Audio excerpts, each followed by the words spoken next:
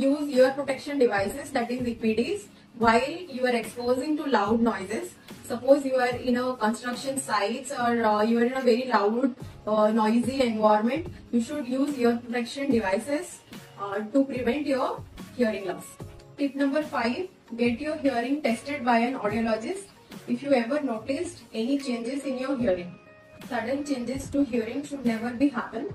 If it is, then you should contact an audiologist as soon as possible.